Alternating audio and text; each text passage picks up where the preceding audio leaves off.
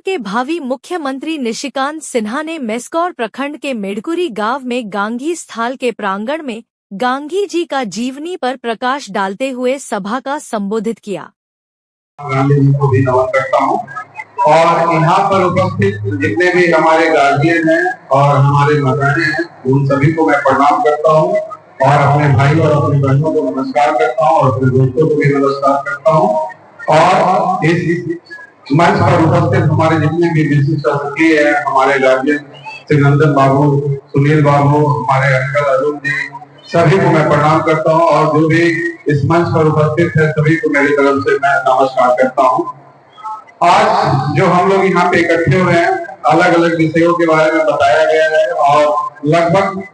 आज का इस कार्यक्रम का क्या एजेंडा है, क्या मुख्य उद्देश्य है, हमारे गार्जियन श्रीनंदन बाबू ने अच्छे तरीके से बताया, सुनील जी ने अच्छे तरीके से बताया कि आज आखिर हम लोग यहाँ पे एकत्रित क्यों हुए हैं। तो सबसे पहले तो हम अपने बापू महात्मा जी के बारे में, महात्मा गांधी जी के बारे में बात रखनी चाहिए, क्योंकि कोई भी महान व्यक्ति कैसे बनता है। अगर हम कोई भी जयंती मना रहे हैं, महात्मा गांधी जी की जयंती मना रहे हैं और सिर्फ यहाँ पे माला पहना कर चले जाए और उनके पद चिन्हों पर चलने का काम नहीं करें, तो ऐसे माला पहनाने का और ऐसा जयंती मनाने का कोई मतलब नहीं। हमें जानने की जरूरत है, हमें सीखने की जरूरत है कि आखिर कोई व्यक्ति राष्ट्रपिता कैसे बन सकता है, इतना महान कैसे बन सकता है। अगर आप इनकी जीवनी को पढ़ेंगे या इनके बारे में बहुत लोग जानते होंगे, लेकिन अगर आप इनके विस्तार जीवनी को पढ़ेंगे, इनके पास किसी भी चीज की कमी नहीं थी। इनके जो पिताजी थे वो उस टाइम के, उस जमाने के वो दीवान थे, मतलब जिस जगह में, जिस राज्य में थे उस राज्य का वो आप समझ सकते हैं कि मुख्यमंत्री, प्रधानमंत्री जैसा उस तरह का इनका वहां पे सारा प्रॉपर्टी और सारा यहाँ पे उनका जलवा था। लेकिन उसके बावजूद भी इन लोगों ने, ये जो गांधी जी थे, साउथ अफ्रीका पढ़ने के लिए गए थे, क्योंकि उस टाइम जो सबसे बड़ी पढ़ाई होती थी वो बैरिस्टर की पढ़ाई होती थी। आप लोगों ने सुना होगा कि जब किसी को सुनाना होता था तो हमारे गांव में या हमारे परिवार लोग बोलते थे कि ये तो बड़ी बैरिस्टर हो गई है कि इतना बड़ा तो आदमी हो गई कि, मतलब सबसे उच्च शिक्षा जो उस टाइम होता था वो बैरिस्टर का होता था। और इनके पिता महात्मा गांधी को पढ़ाने के लिए साउथ अफ्रीका भेजे और वहां से वो सबसे उच्च शिक्षा बैरिस्टर का करने के बाद जब देश में आए, इंडिया में आए, तो ऐसा नहीं है कि इनको समस्या का सामना नहीं करना पड़ा होगा। कोई भी व्यक्ति जब महान बनता है तो सिर्फ हम उनकी सफलता के बारे में सोचते हैं कि महात्मा गांधी महान बन गए, लेकिन महात्मा गांधी जब महान बने उनके पहले उन लोगों ने कितना तकलीफ और कितना समस्याएं झेली होगी, वो उस चीजों पे कोई भी ध्यान नहीं देते हैं। तो जब एक बैरिस्टर का पढ़ाई करने के बाद जब ये देश लौटे और जब ये वकालत करना शुरू किए, तो इनके अंदर एक कमियां थी महात्मा गांधी के अंदर, कि इनकी जो आवाज थी वो आवाज बहुत पतली थी, औरत की जैसे, लड़की की जैसे आवाज थी। तो जब ये वकालत करना शुरू किए तो जज लोग हंसना शुरू कर दिया था कि अरे तुम साउथ अफ्रीका और इंग्लैंड से पढ़ के आए, तुम वकालत कैसे कर पाओगे, तुम्हें तो बोलना ही नहीं आता है। तब वो शर्मिंदगी की वजह से वकालत वहां पे छोड़ दिए। उसके बाद एक प्राइवेट स्कूल में गांधी जी ने नौकरी करना शुरू किया। जब गांधी जी ने प्राइवेट स्कूल में जब नौकरी करना शुरू किए, टीचर का काम करना शुरू किए, तब वहां के जो स्टूडेंट थे वो भी उनकी आवाज के ऊपर हंसना शुरू कर देता था। और एक प्रिंसिपल को बोला कि गांधी जी जो पढ़ने के लिए आप यहाँ पे पढ़ाने के लिए भेजे, उसके साथ आप किसी औरत को ही या किसी लड़की को ही पढ़ाने के लिए भेज देते, क्योंकि इनकी आवाज जो है वो लेडीज की जैसा, औरत की जैसा है। तो बाद में क्या किए गांधी जी, स्कूल का जो नौकरी था वो भी छोड़ दिए। अब इनके पास कोई भी ऑप्शन नहीं था, लेकिन इनके पिताजी के पास पैसे की कोई कमी नहीं थी।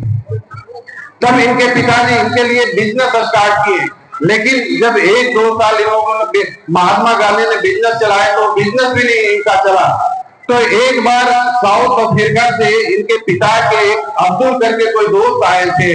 तो दोस्त के बारे में, दोस्त ने अपने बेटा महात्मा गांधी के बारे में बताया कि इतना पढ़ाई करने के बावजूद भी मेरा बेटा ना तो वकालत कर पाया, ना तो टीचर का नौकरी कर पाया, ना ही तो बिजनेस कर पाया। अब इसे तुम साउथ अफ्रीका ही लेकर जाओ और वहां पे ही इसका कुछ नौकरी वोकरी देने का काम करो। तो जो अब्दुल, जो इनके पिता के जो दोस्त थे, तो उन्होंने बोला कि मुझे एक ट्रांसलेटर की जरूरत है। मेरा एक वहां पे साउथ अफ्रीका में केस चल रहा है और वो केस जो है वो गुजराती से उसको इंग्लिश में ट्रांसलेट करना है, क्योंकि वहां पे कोई ऐसा वकील नहीं है जिसको गुजराती आती हो और गुजराती से वो इंग्लिश में कोर्ट में पेश कर सके, क्योंकि वो अब्दुल का जो प्रॉपर्टी का केस चल रहा था। तो महात्मा गांधी को वहां पे साउथ अफ्रीका में लेके गया, क्योंकि इनको गुजराती भी आती थी और सबसे अच्छी पढ़ाई की हुई थी और इंग्लिश भी आती थी। तो जब इन्होंने पेपर देखा, कोर्ट का देखा, तो बोला ये तो कोर्ट का कोई मामला ही नहीं है, तो प्रॉपर्टी का मामला है और इसे तो हम लोग आपस में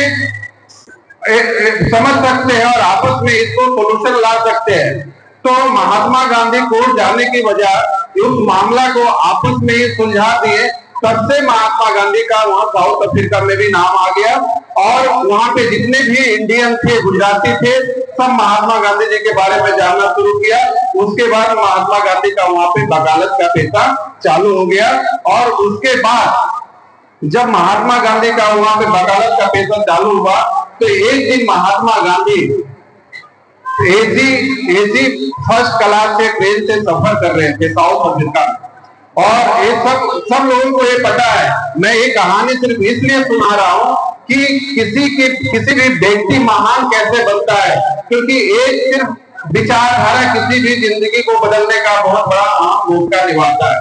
तो जब महात्मा गांधी जब ट्रेन से सफर कर रहे थे एसी फर्स्ट क्लास से, तो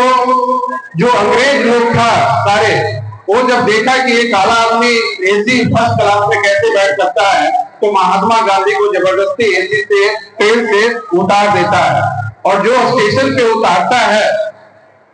वहां पे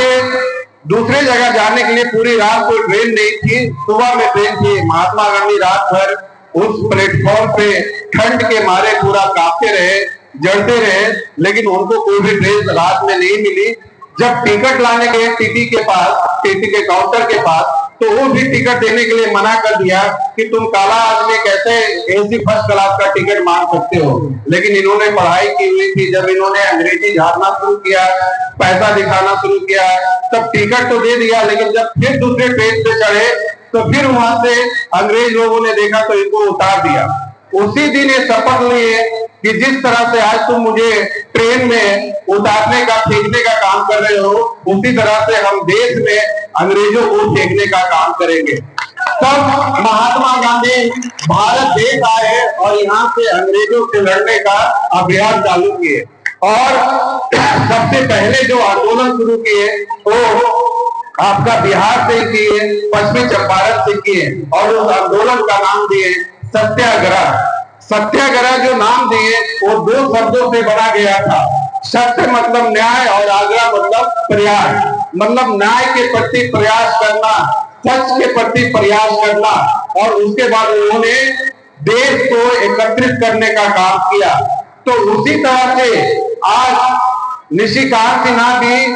जो आंदोलन एक साल पहले ठीक नवादा से ही हमने आंदोलन शुरू किया था, 18 अक्टूबर को हमने नवादा में पहली रैली चालू की थी और उस रैली का नाम ही दिया था, उस आंदोलन का नाम दिया था जन आशीर्वाद, क्योंकि जन मतलब जनता की आशीर्वाद की जरूरत है। जिस तरह से महात्मा गांधी ने इस देश को, इस राष्ट्र को बदलने का काम किए थे, वही विचारधारा पे आज मैं भी चलने का प्रयास कर रहा हूँ कि आने वाले समय में जिस सत्ताधारियों ने इस देश को, इस राष्ट्र को पीछे ढकेलने का काम किया, और आज उसी आंदोलन के तहत एक साल से मैं पूरे बिहार में अलग अलग जिलों में घूमने का काम कर रहा हूं, ताकि आने वाले समय में अपने बिहार को, अपने देश को, अपने राष्ट्र को एक विकसित राज्य कैसे बनाऊं, एक विकसित देश कैसे बनाऊं, और अपने समाज को जो 90% की जो आवाज है, जो हमारी आबादी है, उस आबादी के हिसाब से हमें ना तो राजनीति में हिस्सेदारी मिली, ना तो नौकरी में हिस्सेदारी मिली। इसलिए शुरू से इसकी जो नींव रखे थे कि जिसकी जितनी संख्या बढ़े उसकी उतनी हिस्सेदारी हमारे जगदेव बाबू ने। तो हमारे जगदेव बाबू का भी जो सपना था वो सपना अधूरा रह गया था। तो मैं आज फिर से अपने जगदेव बाबू